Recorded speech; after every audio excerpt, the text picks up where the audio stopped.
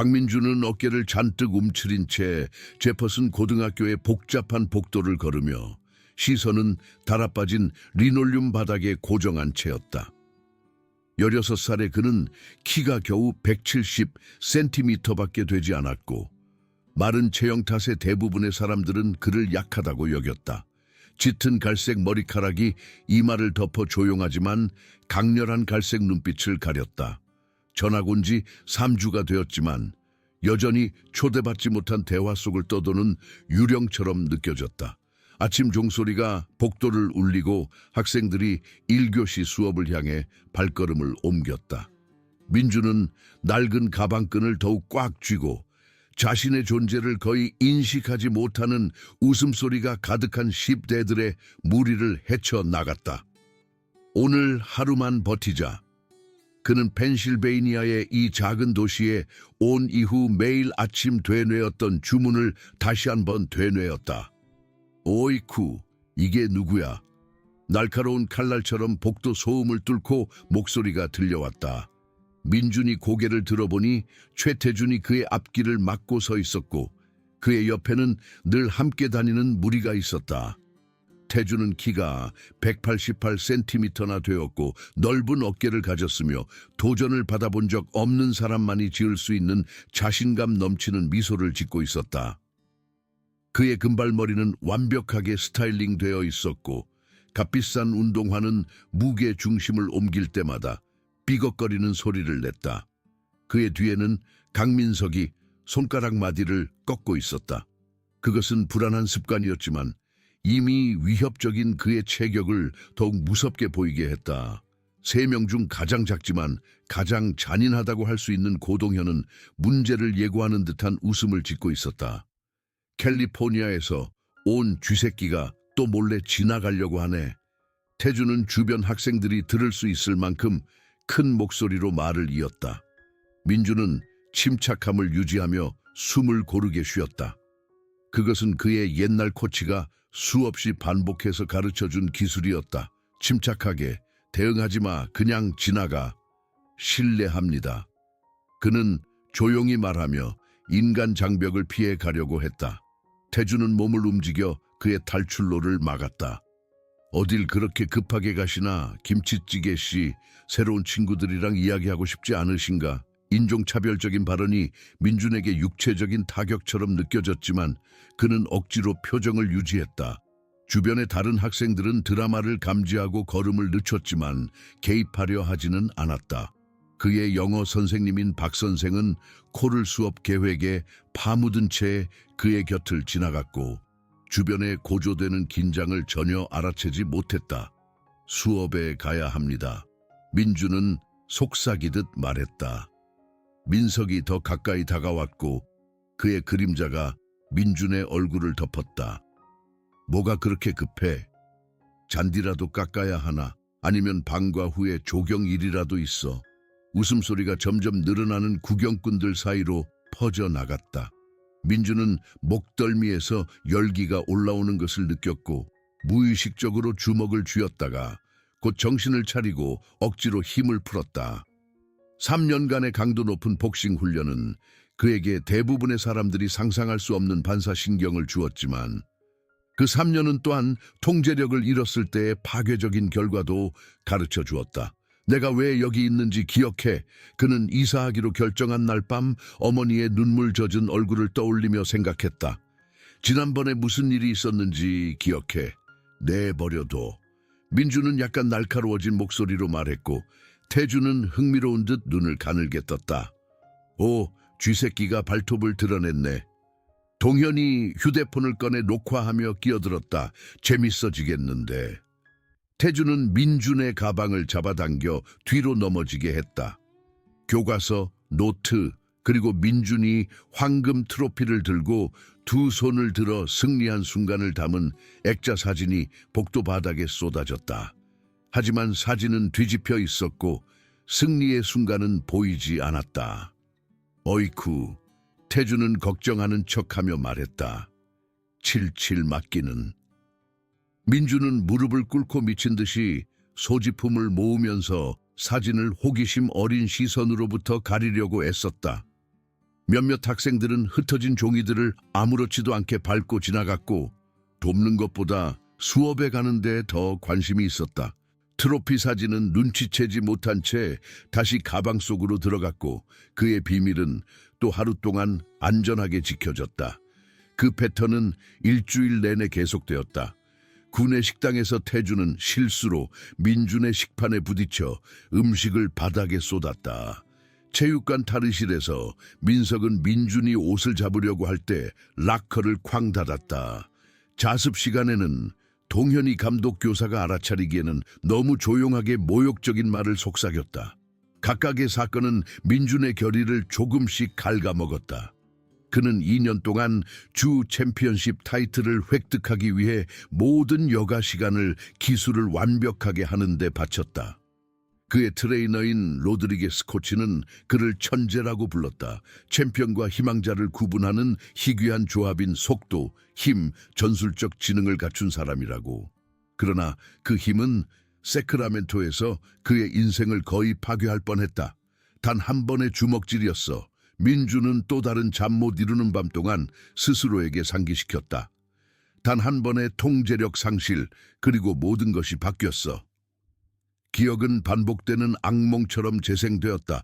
도를 넘은 동네 불량배 데릭 호프만, 턱이 부러지는 만족스러운 소리, 피, 사흘 동안 지속된 의식불명, 변호사, 법정 출두, 그를 믿었던 모든 사람들의 실망스러운 표정. 이제 아직 상자가 벽에 쌓여있는 그의 새 방에 누워 민주는 베개를 얼굴에 덮고 좌절감을 억누르려고 애썼다.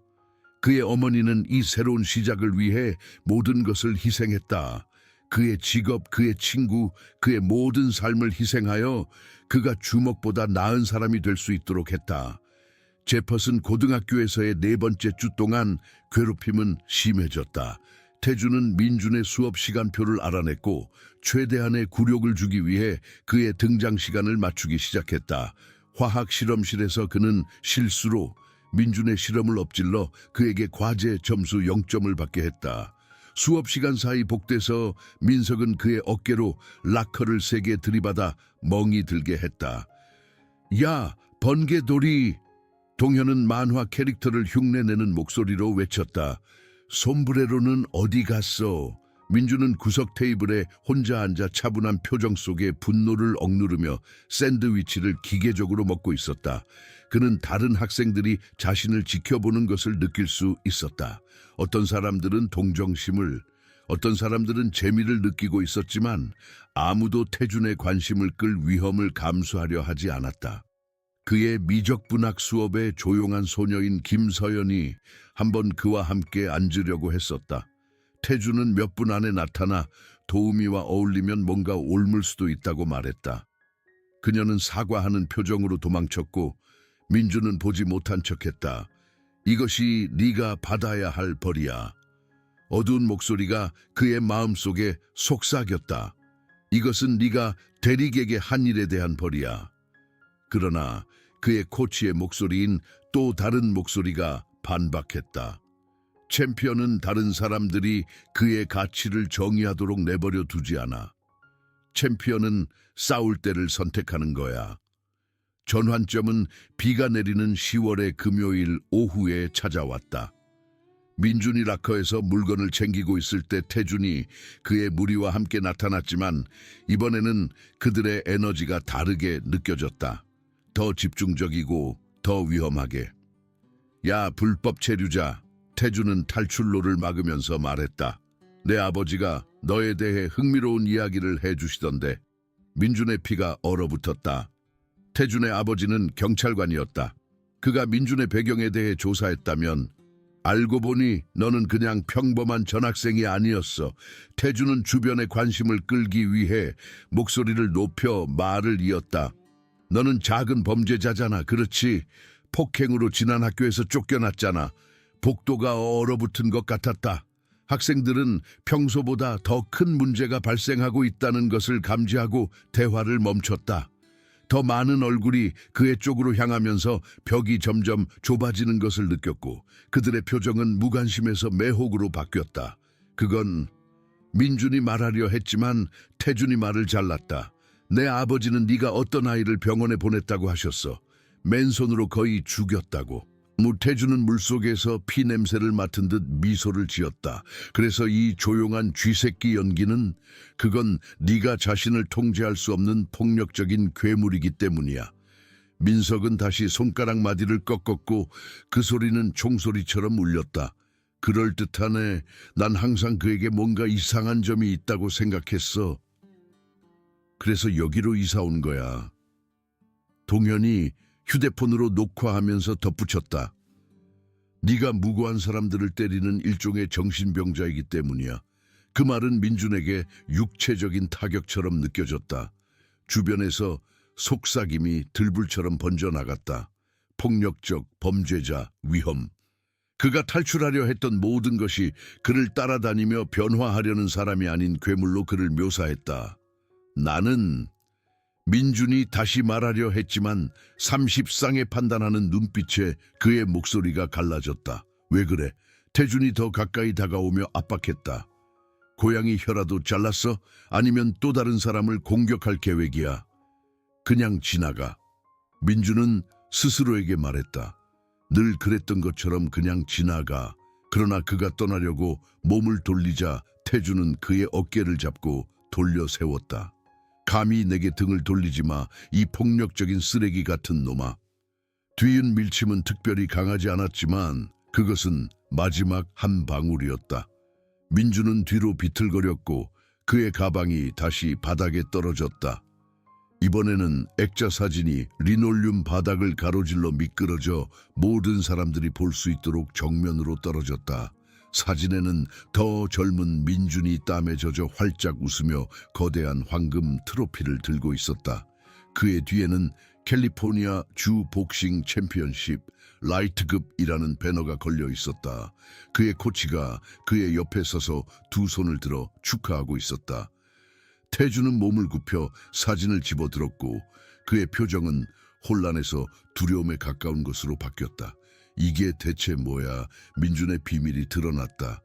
군중은 더 가까이 몰려들었고 인식의 속삭임이 그들의 대열을 통해 퍼져나갔다.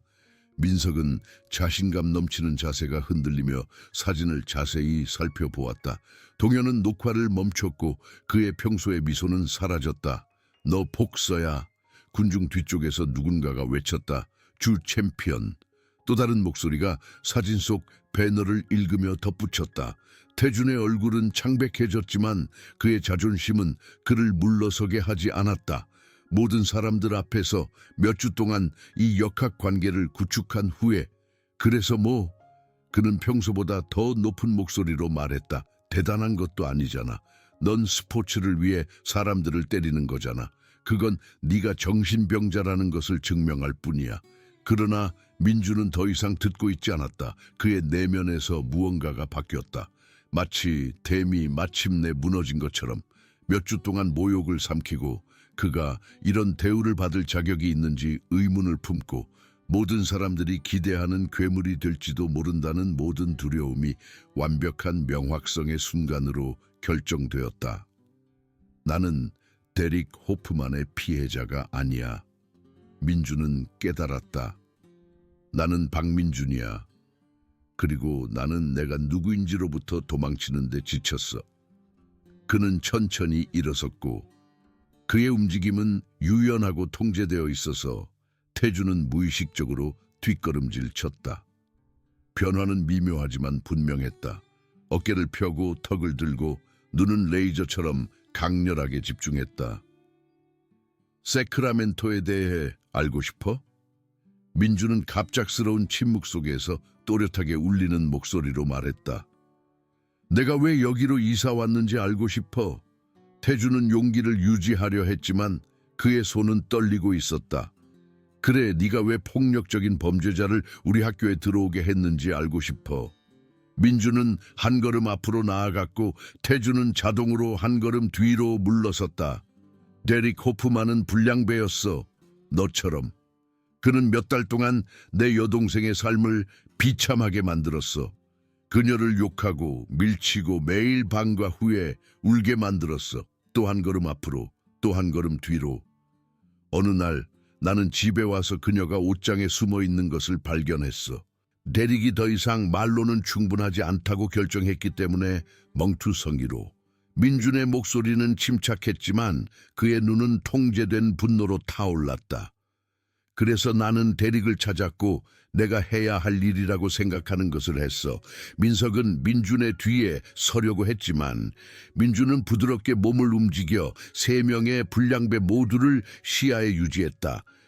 수년간의 링 경험은 그에게 여러 상대를 동시에 추적하는 방법을 가르쳐 주었다.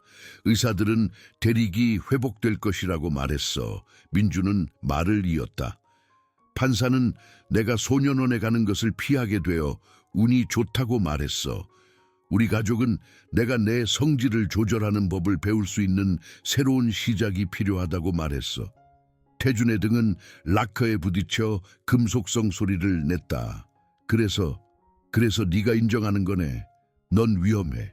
아니, 민주는 속삭이듯 말했다. 나는 폭력이 최후의 수단이어야 한다는 것을 배웠어. 나는 진정한 힘은 싸우지 않기로 선택하는 데서 나온다는 것을 배웠어. 복도는 완전히 조용해졌다. 방과 후 활동에 멀리서 들려오는 소리조차도 잦아든 것 같았다. 하지만 또 뭘 배웠는지 알아? 민주는 자세를 거의 눈에 띄지 않게 복서의 준비 자세로 바꾸면서 물었다. 때로는 사람들이 자제를 약점으로 착각해, 때로는 자제가 가능하게 될 때까지 밀어붙여. 동현은 출구 쪽으로 슬그머니 움직이려 했지만 민준의 시선이 그에게 향해 그를 얼어붙게 했다. 너희 셋은 한 달 동안 나를 무너뜨리려고 애썼어. 내 과거 때문에 내가 너희의 피해자가 될 자격이 있다고 느끼게 하려고 애썼어.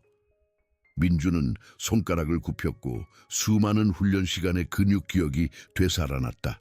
하지만 나는 이런 대우를 받을 자격이 없어. 그리고 조용히 있는 것이 나를 더 나은 사람으로 만든다는 척하는 것을 그만둘 거야. 태주는 마지막으로 필사적인 허세를 부리려 했지만 그의 목소리는 갈라졌다.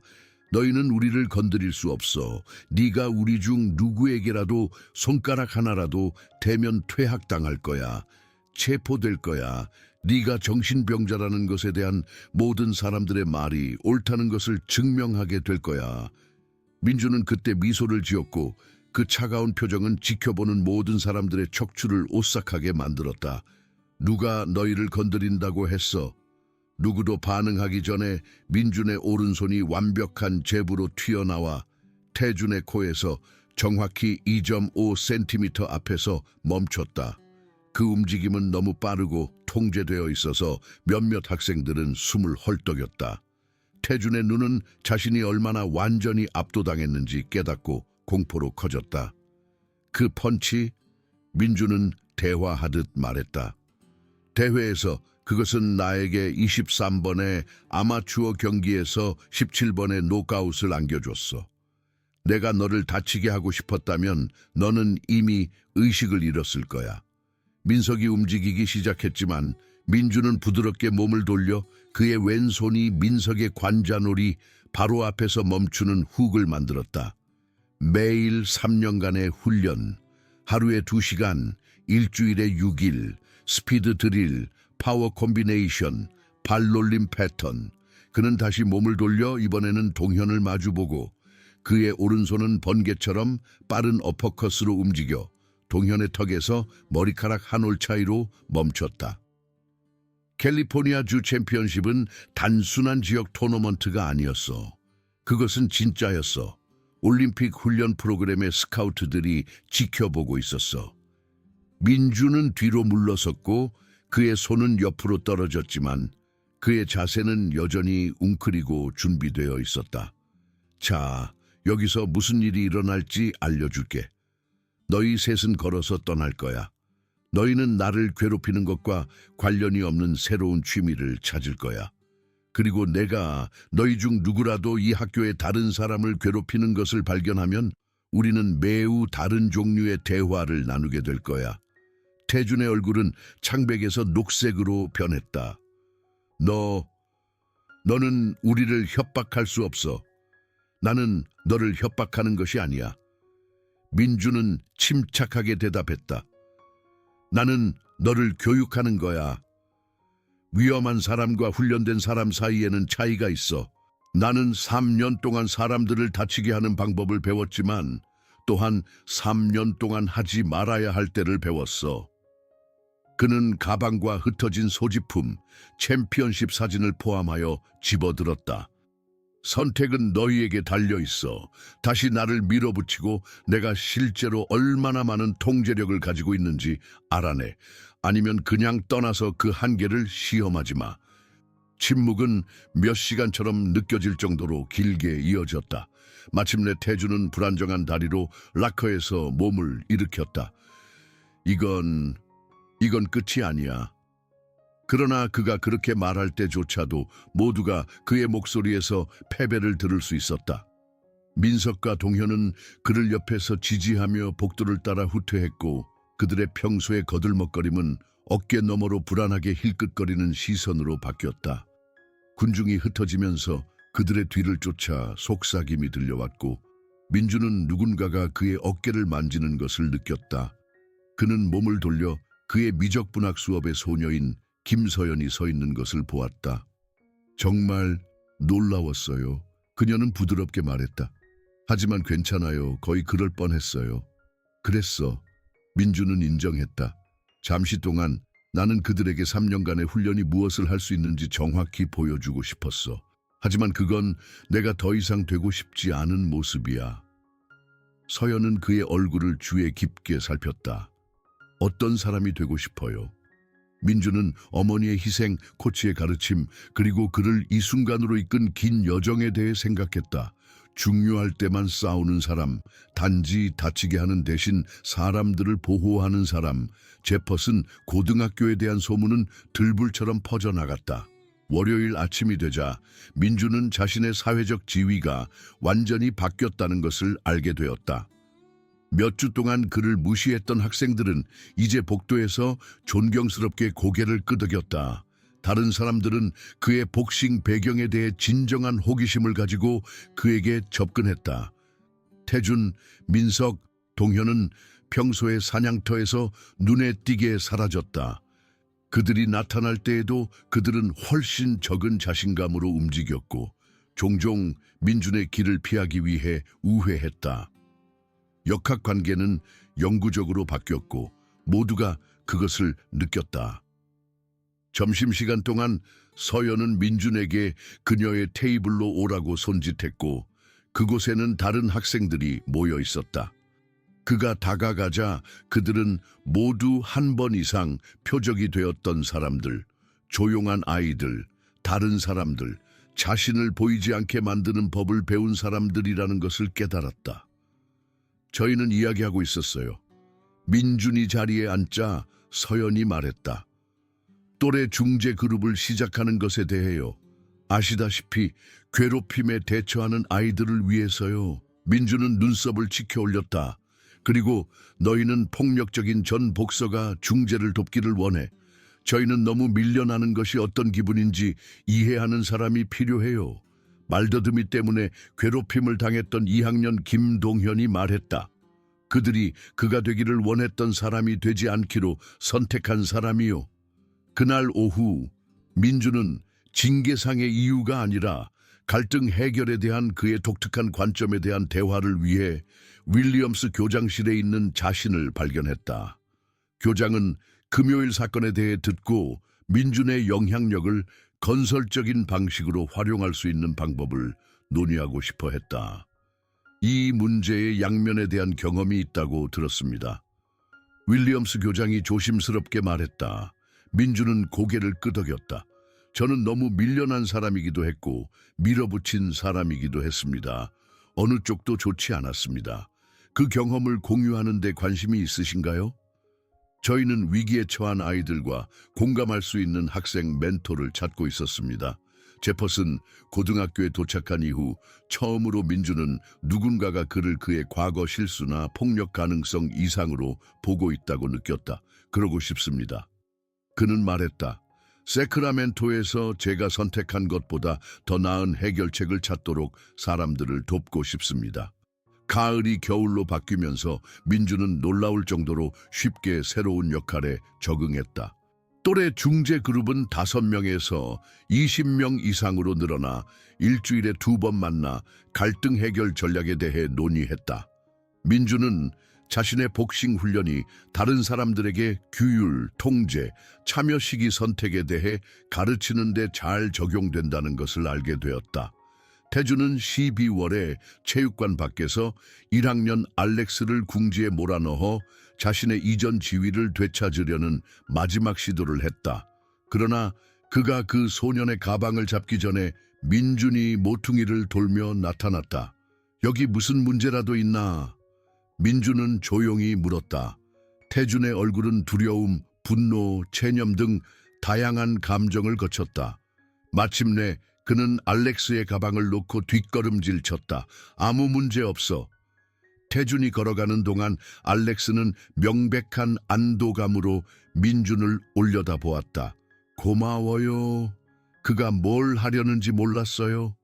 그는 경계를 시험하고 있었어. 민준이 설명했다. 그가 자신의 옛날 패턴으로 돌아갈 수 있는지 보려고. 이제 그는 그럴 수 없다는 것을 알게 되었어. 알렉스는 망설이다가 물었다. 챔피언 복서였다는 게 정말인가요? 민준은 미소를 지으며 휴대폰을 꺼내 자신의 경기 중 하나의 영상을 보여주었다. 기초를 배우고 싶어? 싸우기 위해서가 아니라 자신감을 위해서. 때로는 자신을 방어할 수 있다는 것을 아는 것만으로도 자신을 표현하는 방식을 바꿀 수 있어. 봄이 되자 민주는 제퍼슨 고등학교에서 자신의 자리를 찾았다. 조용한 전학생이나 위험한 전 복서가 아니라 자신의 힘을 다른 사람을 보호하는 데 사용하는 법을 배운 사람으로. 또래 중재 프로그램은 수십 건의 갈등을 성공적으로 해결했으며 여러 학생들은 민준의 멘토링이 자신의 목소리를 찾는 데 도움이 되었다고 인정했다. 졸업 주간 동안 그는 복도에서 예상치 못한 방문객을 맞이했다. 태준이 혼자 다가왔고 긴장했지만 결연해 보였다. 민준아. 태준은 이전에 오만함이 없는 목소리로 말했다. 잠시 이야기할 수 있을까? 민준은 그의 이전 가해자의 얼굴을 자세히 살폈고 이전에는 눈치채지 못했던 취약성을 보았다. 그래, 말하고 싶었어. 태준은 말을 더듬었다. 사과하고 싶었어. 모든 것에 대해. 이름, 괴롭힘, 모든 것. 부모님의 이혼 때문에 화가 났고 너를 쉬운 표적으로 여겨서 너에게 화풀이했어. 민주는 신중하게 대답을 고려했다. 그렇게 말해줘서 고마워. 잘못을 인정하는 데는 용기가 필요해. 태주는 고개를 끄덕였고 그의 표정에는 안도감이 역력했다. 네가 내년에 여기서 복싱 프로그램을 시작한다고 들었어. 분노를 해소할 출구가 필요한 아이들을 위해. 그래, 로드리게스 코치가 와서 도와줄 거야. 우리는 아이들에게 힘은 공격성이 아니라 규율에서 나온다는 것을 가르치고 싶어. 태주는 망설였다. 내가 참여해도 될까? 나도 그런 교훈을 배워야 할 것 같아. 민주는 손을 내밀었고 태주는 굳게 악수했다. 모든 사람은 자신의 최악의 순간보다 더 나은 사람이 될 기회를 가질 자격이 있어. 태준이 걸어가는 동안 민주는 자신을 이곳으로 이끈 여정을 되돌아보았다. 그는 수치심, 분노, 그리고 자신이 어떤 사람이 될지에 대한 두려움을 안고 제퍼슨 고등학교에 도착했다. 보복보다 자제를 선택하고 복수보다 보호를 선택함으로써 그는 진정한 힘은 누군가를 다치게 할 수 있다는 것을 증명하는 것이 아니라 그럴 필요가 없다는 것을 증명하는 것이라는 것을 발견했다. 챔피언십 트로피는 여전히 그의 침실 선반에 놓여 있었지만 더 이상 링에서 상대를 꺾을 수 있는 그의 능력만을 나타내지 않았다. 이제 그것은 자신 속의 최악의 부분을 이겨낸 승리, 그리고 인류애를 잃지 않고 피해자에서 승리자로 가는 자신의 길을 찾도록 다른 사람들을 돕겠다는 그의 약속을 상징했다. 때로는 가장 위대한 전투는 주먹으로 싸우는 것이 아니었다.